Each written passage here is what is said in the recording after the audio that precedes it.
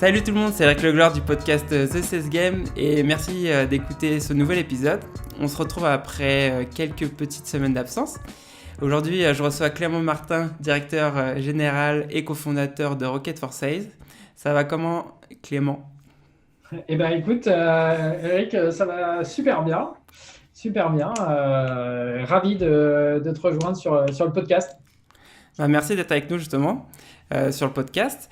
Et aujourd'hui, en fait, j'aimerais te parler avec toi de comment tu as lancé LinkedIn Sales Navigator sur le marché français et voir un peu justement en fait tout ce que tu as fait. Mais avant ça, est-ce que tu peux te présenter rapidement et nous expliquer comment t'en es arrivé là, s'il te plaît? Ouais, tout à fait. En fait, donc moi, Clément, j'ai envie de dire, un pur produit de la vente. J'ai toujours été dans la vente. J'ai commencé en société de service. Après, j'ai eu la chance de rejoindre LinkedIn et on va en discuter un petit peu après. J'ai fait quelques années, et donc, notamment pour lancer Sales Navigator sur le marché français. Et à la suite de ça, après, j'ai pris des postes de direction commerciale dans les startups. Et tout dernièrement, j'ai lancé ma société, donc, qui a 1 an maintenant. Et ce qu'on fait chez Rocket for Sales, c'est on est des agents, comme des agents de joueurs de foot, mais pour les commerciaux. Donc, et puis, si tu as des questions, on pourra en revenir là-dessus. Mais voilà pour, dans les grandes lignes, mon parcours. Ok, merci pour cette petite présentation. Donc justement, on va revenir sur plus sur la partie LinkedIn. Est-ce que déjà tu peux commencer par nous expliquer qu'est-ce que c'est Sales Navigator pour Ouais. ceux qui ne connaissent pas? Ouais. Alors, pour ceux qui ne connaissent pas, et il n'y en a plus beaucoup, ça c'est la bonne Oui, nouvelle. ça c'est bien. Donc, Sales Navigator, c'est quoi? Alors, ça appartient à la plateforme LinkedIn. Donc, on va pouvoir utiliser LinkedIn pour identifier des nouveaux prospects, mettre en place une stratégie de social selling, donc du coup, approche commerciale via LinkedIn, donc de comprendre ce qui se passe autour de mes prospects, de pouvoir analyser un peu ce qui se poste, etc. Et d'adapter mon discours en fonction et de personnaliser mon discours en fonction de chaque personne, et également de rentrer en contact avec ces personnes-là via la plateforme. Donc c'est ça. Et aujourd'hui, ça évolue plutôt bien, notamment sur des intégrations avec des CRM et du dashboarding, etc., pour accélérer la commercialisation au sein des sociétés. Ok, merci justement pour l'explication. Et justement, donc tu disais, on est en train de dire que tu as lancé cette solution justement en France. Est-ce que Ouais. tu peux nous parler un peu plus en détail en fait de la démarche, justement de comment tu as lancé la solution en France, s'il te plaît? Ouais, alors c'était il y a quelques années maintenant, et comme je te le disais, je suis assez content de la performance encore même des équipes aujourd'hui, des équipes sales de LinkedIn, parce que aujourd'hui c'est devenu une norme sur le marché Ok. d'utiliser Sales Navigator. Et c'est assez rigolo parce que je rencontre tous les jours des commerciaux. Et aujourd'hui, chaque personne me dit: ah non, mais ça, c'est mon outil indispensable. Donc, moi, c'est une petite fierté également, parce que si on se souvient, là, c'était il y a un peu plus de 5 ans maintenant. 5 ans, on a introduit LinkedIn Sales Solution, qui est le nom de l'offre à la base. Et quand je suis rentré, la plateforme qu'on vendait, on vendait du LinkedIn Premium. Donc ça, c'était les 6 premiers mois. Et l'objectif, c'était d'évangéliser le marché, de apporter cette nouvelle démarche qui était le social selling. À l'époque, personne ne connaissait le social selling. Et du coup, en plus, on avait des concurrents type Viadeo, etc. Et personne comprenait vraiment la valeur de comment on pouvait faire du business à travers LinkedIn.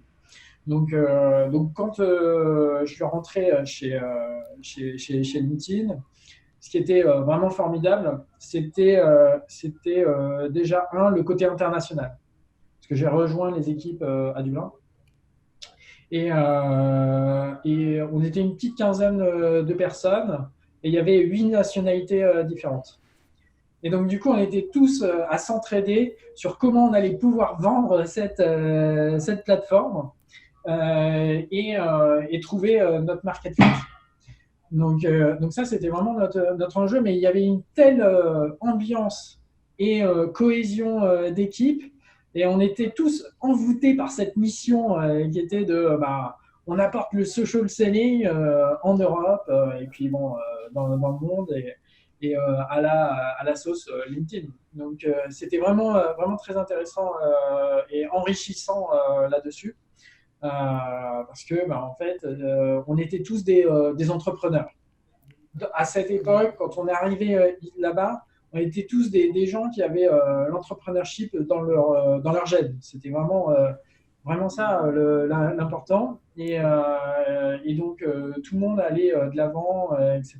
Et des gens brillants, smart, etc., qui parlaient 5 langues. Alors, moi, je parlais juste français, anglais, etc. Donc, c'était assez rigolo. Et on prend une bonne dose d'humilité quand tu arrives dans ce type d'environnement. Donc c'était ça le gros fait marquant au début. Et on est arrivé, quand je suis arrivé, il y avait quand même des beaux challenges. Même si la marque LinkedIn était déjà forte, donc c'était il y a un peu plus de 5 ans, la marque était forte, LinkedIn, j'ai envie de dire presque tout le monde connaissait. Cependant, il n'y avait pas encore l'utilisation exacerbée par les commerciaux. Donc, c'était encore un peu lent.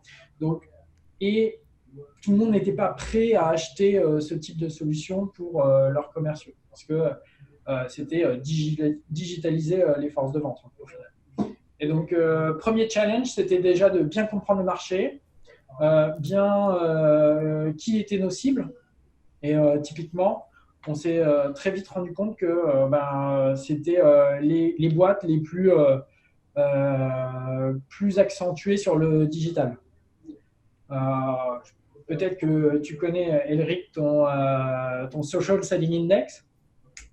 Oui, 82. 82, Oui. c'est pas mal, hein? Ouais, C'est je pas sais mal. pas, j'avoue, je sais pas trop. J'ai regardé justement la semaine dernière. Dès que tu dépasses 80, là, c'est que tu commences Ok. à être dans le top des users sur Ok. LinkedIn. Ouais, Et ouais. toi? Et toi? Et moi, alors, je crois que je suis redescendu, j'étais à 87 et avec les vacances, je Ouais, suis redescendu au 80. Voilà. Et vraiment, et donc du coup, on utilisait le Social Selling Index pour identifier les bonnes sociétés, et on savait où on allait faire mouche au final. Hmm. Ah ouais, c'est pas mal ça Mais comme technique c'était d'approche. génial. C'était Ouais. un outil formidable, parce que si on savait que le directeur commercial il était sur un social selling à 70-80, on savait on avait une grosse probabilité pour lui vendre notre solution. Et souvent, c'était les plus innovants, les plus smart qui passaient le cap, en fait, les visionnaires, etc. Et puis, une fois qu'on a fait ça sur l'identification des bonnes cibles, c'était trouver le bon discours, avoir le bon discours.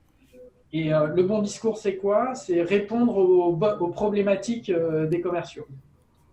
Et à l'époque, et encore aujourd'hui, et je pense qu'on pourrait avoir le même pitch pendant encore 15 ans, la problématique des commerciaux, c'était d'avoir le décideur au téléphone.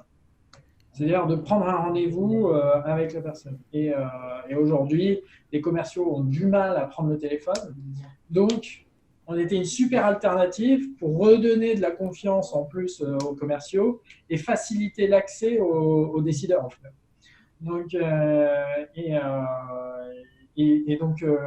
donc, il a fallu identifier ces problématiques-là. Et une fois qu'on avait identifié ces problématiques, c'était de prouver par la preuve. Et souvent, la réalisation de POC, de Proof of Concept, donc de tests avec les équipes, et de les faire adhérer au social selling.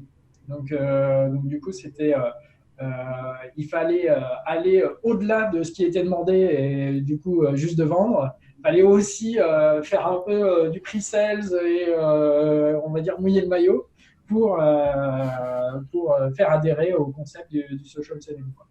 Donc c'était LinkedIn Sales Navigator au tout début, c'était ça. C'était ça. C'est avoir la chance d'avoir une marque formidable, un produit qui était génial, et en plus, mais en défricheur, identifier les bonnes cibles, etc. Donc c'était ça. Bah, c'est pas mal. Je pense que c'est un bon produit pour à lancer en France. Donc je voulais juste revenir sur ce que tu disais en fait pour trouver les comptes. Donc tu te basais sur le Social Selling Index Ouais. des directeurs commerciaux. Mhm. Et justement, ça t'a permis, en fait, j'imagine, d'avoir des prospects très rapidement. Ouais. Tu peux Exactement. nous parler un peu comment tu faisais justement ton approche, comme c'était un produit peut-être pas nouveau, mais comme vous êtes en train de vous lancer en France, c'était quoi ton approche? Alors, il y avait déjà plusieurs approches. Il y a eu une approche que j'ai découverte en rentrant chez LinkedIn, qui est où là, c'est une vraie structure commerciale. On avait la chance d'avoir des équipes de sales operations. Ok. Sales operations, et là, je le recommande à toute boîte qui commence à avoir une équipe commerciale, on va dire de plus de 15, 20 personnes. Pourquoi? Parce que ils nous mâchaient le travail en termes de sélection de sociétés. C'est-à-dire Ok. que leur job, déjà, c'est de répartir les territoires chez nous et de le faire en utilisant différents indicateurs qui vont nous permettre d'aller directement à aux listes de comptes qui étaient les plus performantes ou où il y a un potentiel de closing beaucoup plus important. Donc ça, déjà, c'était une grosse découverte pour moi parce que je venais d'un milieu où il fallait que je trouve moi-même mes comptes. Là, tout était fait pour exécuter la vente. Donc ça, c'était déjà un gros point. Et ces sales ops nous donnaient une liste.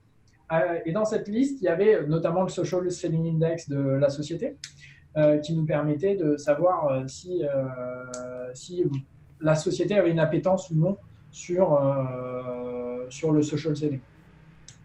S'ils utilisaient déjà LinkedIn pour Hmm. développer leur business. Donc ça, c'était déjà le premier point. Deuxième point, c'était tout simplement d'utiliser notre outil qui était Sales Navigator et de prendre contact avec les personnes. Et bizarrement, ça marchait. Et c'est assez rigolo hein, parce que on avait ordre de ne pas prendre le téléphone et de démarcher directement. On ne pouvait pas prendre. Ok. Le meeting devait être généré Par email. LinkedIn. Par LinkedIn. Et c'était Donc, quoi? C'était via email ou via tu pouvais. par email, demande de Ok. connexion, demande de connexion. Et on n'avait pas le droit de prendre le téléphone et dire bonjour, je m'appelle Clément, je suis de LinkedIn, je voudrais vous parler. Et donc, mais pourquoi? Parce que si on arrivait à avoir le meeting avec la personne, bah, le deal était déjà fait. C'est-à-dire que, regardez, je suis déjà en train de parler avec vous de cette manière. Donc, c'était une manière de vendre également. Et donc, déjà, une fois ça, et après, il fallait générer l'intérêt, découverte du besoin et générer l'intérêt. Et une fois qu'on avait fait ça, alors, j'ai énormément appris en termes de forecasting sur comment tu monitores ton business de manière à faire en sorte d'atteindre l'objectif. Et ça, j'en ai pas parlé, mais LinkedIn étant une boîte américaine, il y avait une très très forte culture du résultat. Et donc du coup, du reward, de la récompense, de récompenser les personnes qui avaient bien performé. Mhm. Très américain dans la démarche, toujours positif, Du coup, on sentait qu'on était tous en mission sur emmener ça. Et donc, du coup, la partie forecasting devenait super importante pour pouvoir faire en sorte de surpasser l'objectif ou bien, dans le moins bon des cas, faire en sorte d'être sûr d'être à l'objectif. Et des sociétés comme LinkedIn ou Salesforce, etc., ça vraiment t'apprend à comment exécuter la vente et industrialiser la vente sur du mid-market, de l'enterprise et du global account. Et ça, c'est vraiment très enrichissant dessus parce que, au final, sur les 3 années où j'y étais, ben, en gros, on a pu cartonner les objectifs et faire en sorte qu'aujourd'hui, le Sales Navigator, toute boîte, j'ai envie de dire, dans la tech, presque l'utilise. Donc voilà. Bah, c'est clair. Et je voulais revenir sur. Donc, tu Ouais. disais, tu parlais de la prévision, en fait, qui LinkedIn t'a appris ouais, ouais, enfin, comment tu dis?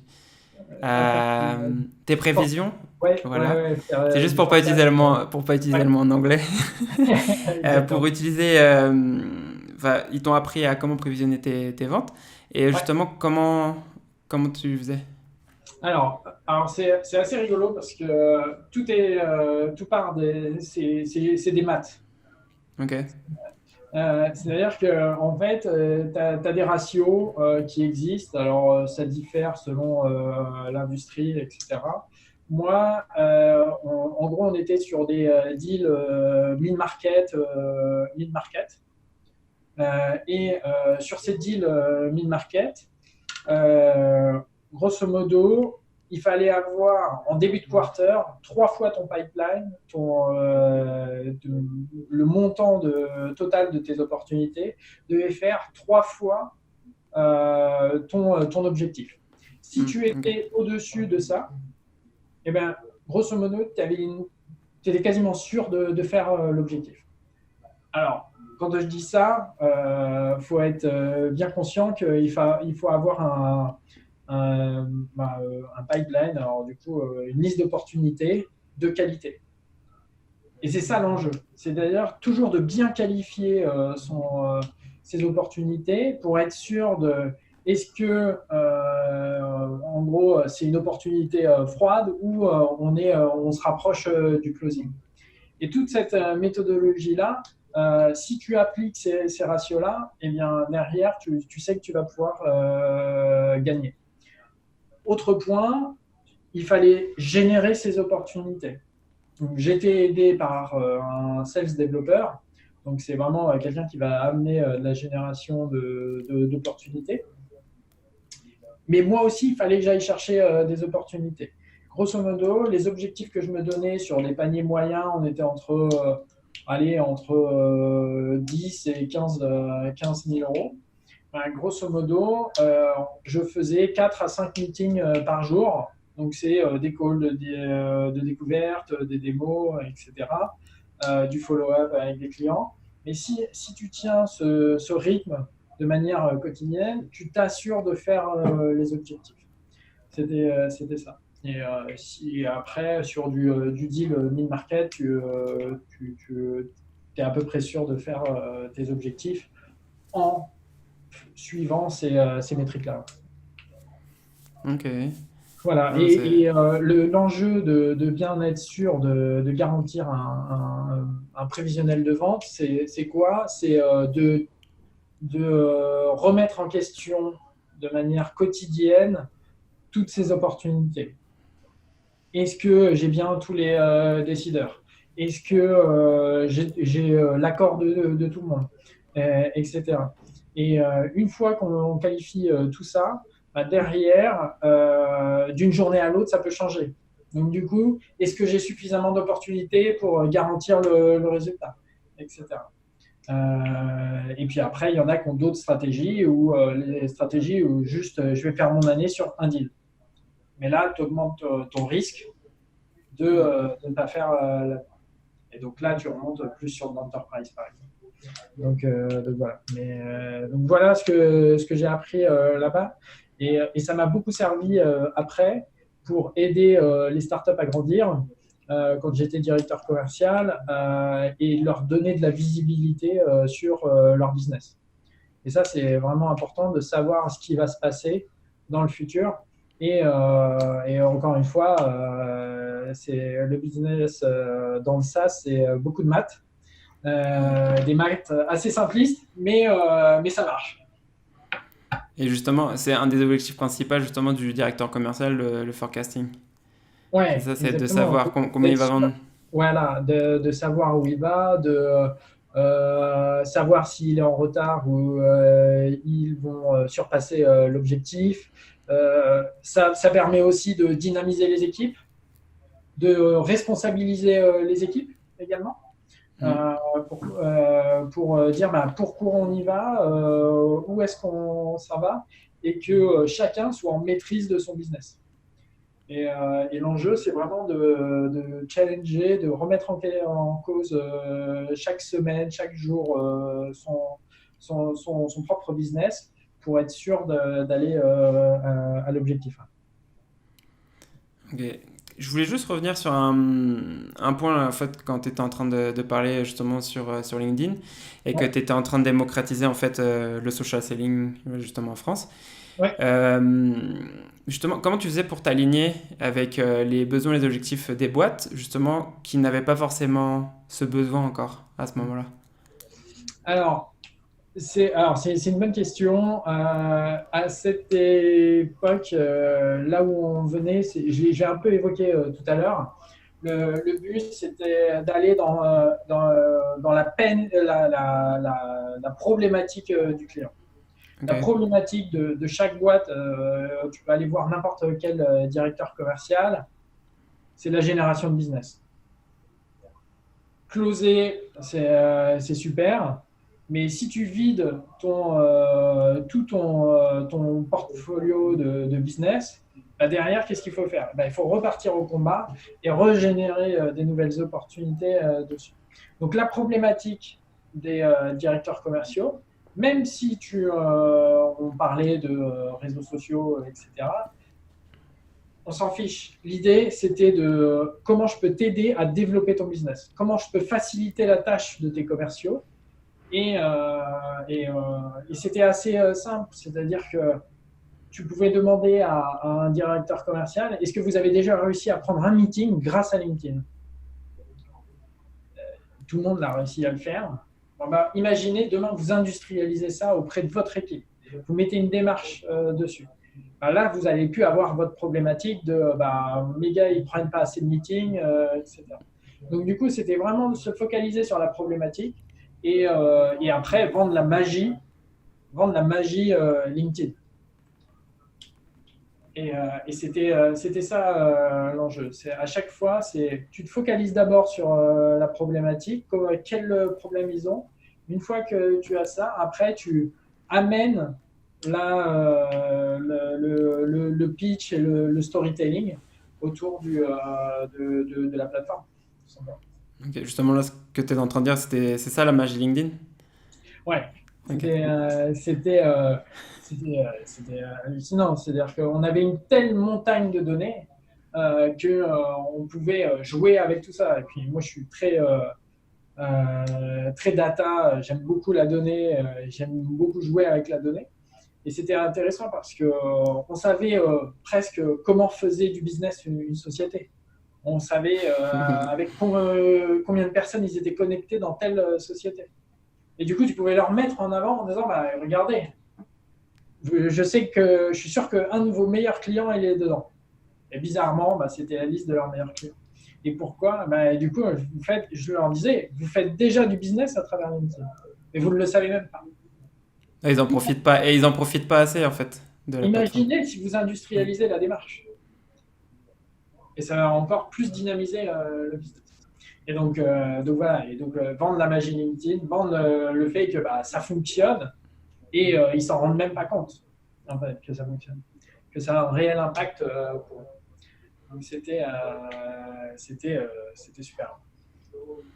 Et tu peux me raconter le client que tu as réussi à avoir dont tu es le plus fier, justement pendant ce lancement? Pendant ce lancement, sur la première année, je pense que un des clients dont je suis le plus fier d'avoir transformé, c'est une société étatique. En fait, c'est une société étatique. Je suis désolé, je ne peux pas donner le nom, mais Ouais, pas de souci. mais qui, en gros, est pas connue pour sa digitalisation.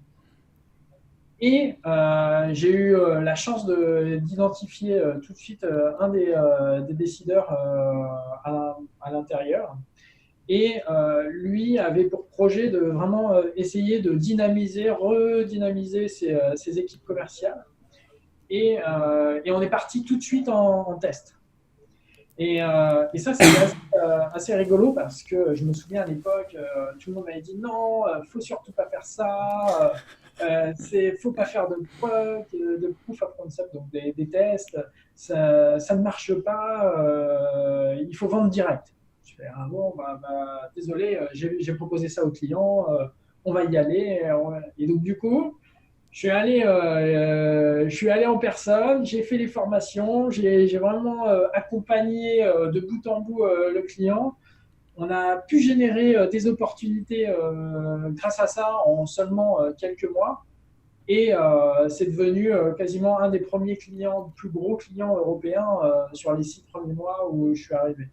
Et ça, c'est une vraie victoire parce que tu sens que tu transformes une société qui est un peu à l'ancienne vers quelque chose où ils ont pris 5 ans d'avance sur le marché. Et ça, c'était vraiment intéressant et je suis assez fier de ça. Ouais, je pense que c'est pas mal pour la boîte, mais aussi pour LinkedIn. Tu leur as montré que t'as pas fait le process qu'ils avaient et justement t'as fait autre chose et ça a fonctionné. Exactement, exactement. Et à partir de ce moment-là, les gens ont commencé à faire des pilotes. Et en fait, c'est devenu un peu ma marque de fabrique après, de faire des pilotes, de les accompagner et les élever dans leur démarche de social selling. Et c'est ce qui m'a permis de progresser assez rapidement. Parce que avant ça, en fait, avant que tu faisais ça, justement, l'idée c'était d'abord de vendre et après, en fait, ils testaient de voir si ça fonctionnait. Exactement, exactement. Donc très pushy dans la manière de vendre, etc. Et moi, en gros, j'ai mis un peu une démarche un peu plus flexible et étape par étape pour les clients. Et, euh, et au final, le fait juste de les accompagner, de le faire bien et de les faire sentir partie, ils avaient le sentiment de faire partie du projet en fait. Mm. Et ça marchait vraiment bien. Donc, Non, c'est intéressant que tu j'ai- dises ça. Dis-moi. oui, ouais, je dis en fait, il faut sans cesse challenger ce qui se fait dans les équipes commerciales, etc. Parce que tu peux arriver avec des nouvelles idées et personne n'y croit. Mais si tu testes pas, tu le sauras jamais. Cet exemple, c'est exactement ça. Ouais, et ça fonctionne. Et ça fonctionne. Parce que justement, j'allais te dire, nous justement, on a un peu ce souci-là, là, parce que bah, la boîte, elle est un peu jeune et on est en train de lancer le marché au Mexique. Et en fait, il y en a qui nous poussent justement à faire des gros deals dès le début. Ils nous disent, ouais, non, faut que tu ailles sur toute la boîte. La plateforme, faut que tu la vendes bah, si c'est une boîte de 100 000 personnes, faut que tu vendes pour les 100 000 personnes, pour toutes les équipes de recrutement. Car je suis en train de vendre une plateforme de recrutement, juste pour le contexte. Donc, c'est de vendre pour tous les postes de la boîte. Et justement, nous, on est en train de tester, de faire des pilotes, justement, avec une partie de la boîte, mais pour commencer, et le vendre bah, justement en interne à peut-être 10% de la boîte. Et en fait, après, de plus partir sur une idée de pilote et de le développer, de le vendre en interne après. Et pas d'attaquer tout le groupe dès le début. Exactement. Et c'est la stratégie qui a été mise en place par Salesforce qui s'appelle le Land and Expand. Donc, Ok. tu arrives chez le client, tu démarres petit et hop, après tu grossis. Et c'est exactement cette stratégie-là que vous essayez de mettre en place. Ouais. Ok. Et derrière, parce que ce qui est un des points qui est relativement important à prendre en compte, c'est avoir accès au bon décideur, celui qui a le budget. Sauf que dans beaucoup de cas, c'est très difficile d'arriver à celui qui a réellement le budget entre les mains. Et donc, du coup, ton pilote te permet d'avoir accès à une petite enveloppe qui te permet de te financer le pilote. Et derrière, d'aller convaincre le décideur sur la période escomptée du pilote pour aller faire le Big Bang sur les projets. C'est deux stratégies. Si tu dois aller plus vite, la stratégie du pilote fonctionne bien. Si tu veux faire vraiment de la vente enterprise, là, tu rentres plutôt sur des projets Big Bang. Ok, bah c'est bien que tu me dises ça. Justement parce que non, l'idée c'est qu'on parte sur qu'on fasse ça rapidement. Mais après, le Mexique, c'est un marché, je pense, un peu différent en France. Il est assez en retard au niveau de de tout ce qui est la partie digitale, pardon. Ouais. Donc du coup, il faut viser des comptes qui ont des réseaux sociaux où leur site est moderne, parce qu'il y a encore des sites que tu vois de certaines boîtes qui sont assez grosses, qui ont plus de 100 000 employés au Mexique et ils dépensent rien en digital. Ouais. Et c'est assez compliqué justement de vendre à ces boîtes-là qui ne voient pas l'intérêt du digital. Ouais. Et donc du coup, nous, on se focalise principalement sur... là, je pense que je vais partir un peu sur la même idée que toi, c'est me focaliser sur les boîtes justement qui ont peut-être un social selling index, mais sur la partie recrutement assez important, ou justement qui investissent dans tout ce qui est Facebook, parce qu'il y a beaucoup de boîtes qui investissent sur Facebook pour le recrutement. Donc, Ouais, exactement. En fait, surtout quand tu vends une plateforme digitale, etc. euh, Tu sais que les sociétés un peu à l'ancienne vont y venir, mais tu sais que le coût de ta vente va être trop long. C'est ouais. possible que tu vendes quelque chose, mais tu vas vendre petit. Alors que prioriser sur peut-être du mid-market, sur des comptes un peu plus petits, mais beaucoup plus transactionnels, vont te permettre d'aller plus vite et atteindre ton objectif. Typiquement, si tu te focalises sur des écosystèmes, tout ce qui tourne autour du software, etc., toutes ces sociétés-là, tu sais que ils sont focalisés sur le digital. Tout ce qui va être IT, etc. On oublie la partie industrielle. La partie industrielle, ils viendront peut-être dans 10 ans. Mais derrière, ça te permet de te focaliser et d'aller beaucoup plus vite là-dessus et de réduire ton cycle de vente. C'est ça l'enjeu. C'est clair, c'est que normalement, ces boîtes qui sont déjà dans le digital, ils ont déjà compris en fait ce que tu fais. Alors que les boîtes industrielles, justement, elles vont avoir... vont se dire, mais pourquoi on va en avoir besoin alors que nous, ça marche très bien ce qu'on est en train de faire. Ils n'ont pas besoin d'un site internet, par exemple, pour vendre. Alors, ils font tout à l'ancienne. Exactement. Ou sinon, en utilisant Sales Navigator, par exemple, pour pas faire de pub, une stratégie peut être d'identifier tous les je dis n'importe quoi, Google, LinkedIn, Salesforce, etc., qui sont dans les grandes boîtes industrielles. Pourquoi?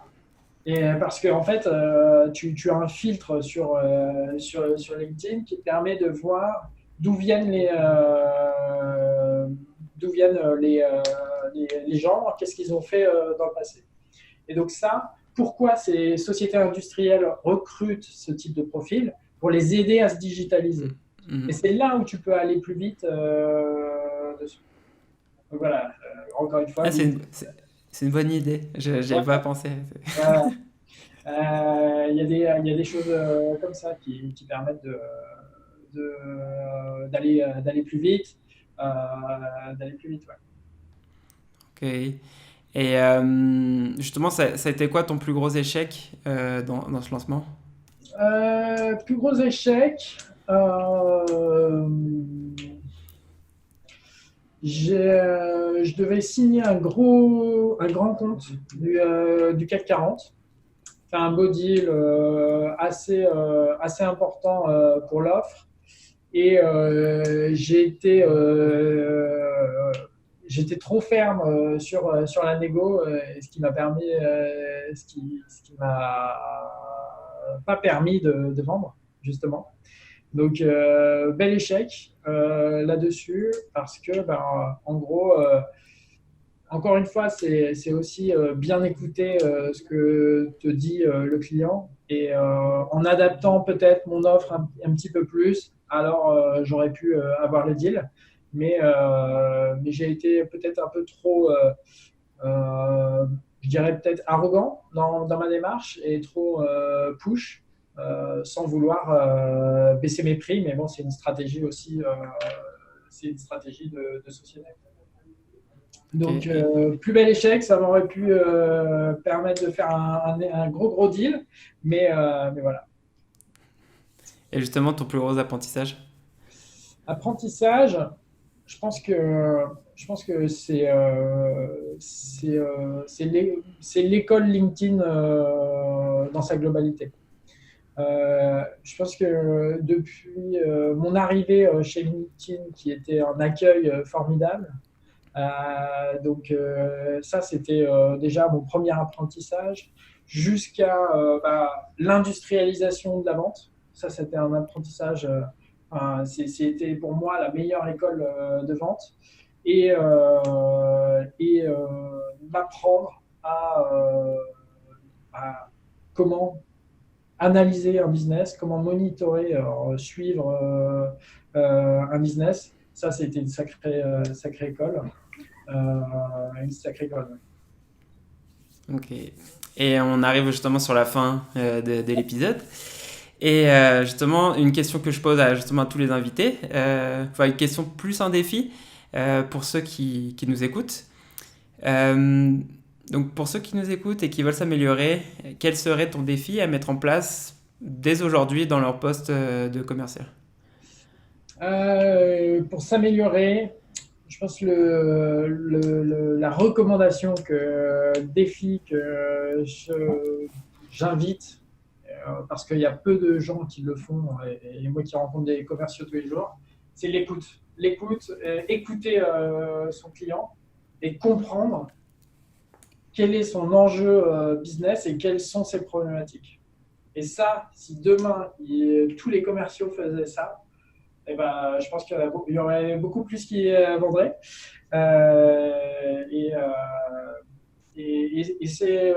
J'ai une histoire par rapport à ça. En fait, j'étais tout jeune dans ma carrière de commercial, donc c'était ma première année. J'ai fait une formation qui s'appelle Customer Centric Selling. Donc c'était très très intéressant avec Jean-Marc Bello, qui est un influenceur sur LinkedIn, qui est très intéressant. Et je me souviendrai toujours de la fois où il m'a posé la question: bon, qu'est-ce que tu veux améliorer lors de cette formation? Je lui ai dit, moi, je voudrais m'améliorer en closing. Et sa réponse m'a vraiment marqué. Et 10 ans après, je m'en souviens. Il me dit, si tu veux t'améliorer en closing, ça veut dire qu'il faut revoir tout le process. Et à partir de ce moment-là, et c'est pour te dire que je m'en souviens maintenant, en fait, s'améliorer en closing, il faut avoir été bon sur toutes les parties d'avant, dont la partie qualification, écoute du client, qui est la partie primordiale. Donc, à tous ceux qui écoutent le podcast, je vous recommande de bien écouter vos clients et trouver des solutions qui vont leur permettre d'améliorer leur business. Voilà. Ok. Et justement, pour terminer, quand tu dis, tu as un ou deux conseils en fait sur comment ils pourraient s'améliorer sur l'écoute? Alors, sur l'écoute, c'est déjà d'aller dans le détail, de comprendre leur business. Qu'est-ce qu'ils font? Comment ils le font? Quelles sont leurs problématiques? Quel est le coût de leurs problématiques, etc. Donc, c'est vraiment d'aller vraiment dans le détail de la compréhension de leur business, parce que dans certains cas, il faut savoir dire non à une opportunité parce que tu sais que ça va pas rentrer. Tu vas être trop cher, par exemple. Parce que eux, ils ont des marges toutes petites.